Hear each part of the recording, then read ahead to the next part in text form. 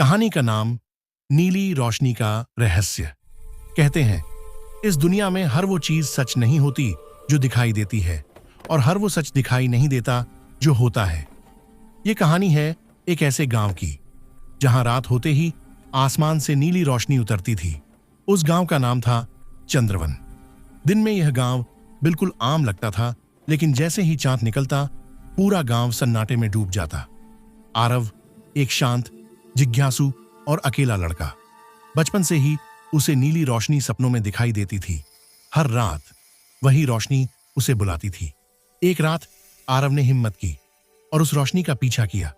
जंगल के बीचों बीच एक प्राचीन दरवाजा खुला। दरवाजे के पार हवा चमक रही थी, पेड़ सांस ले रहे थे और समय थम सा गया था। ये कोई आम दुनिया नहीं थी।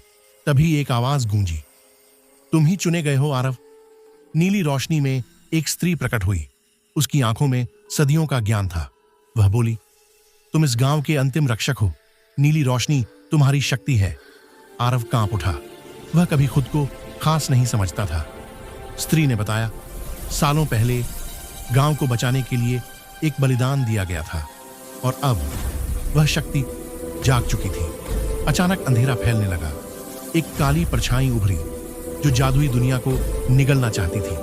आरव डरा, लेकिन उसने आंखें बंद की। उसके दिल से नीली रोशनी फूटी और उसने समझ लिया, जादू बाहर नहीं, अंदर होता है। रोशनी और अंधेरे की टक्कर। आसमान कांप उठा, एक तेज चमक और सब शांत। जब आरव ने आंखें खोली, वह वापस गांव में था। सुबह हो चुकी थी, लेकिन उसके हाथ अब भी चमक रहे थे। अंत, लेकिन शुरुआत भी। अब चंद्रवन सुरक्षित था और आरव सिर्फ एक लड़का नहीं, एक रक्षक बन चुका था। कभी कभी जादू पाने के लिए खुद पर भरोसा करना ही सबसे बड़ा मंत्र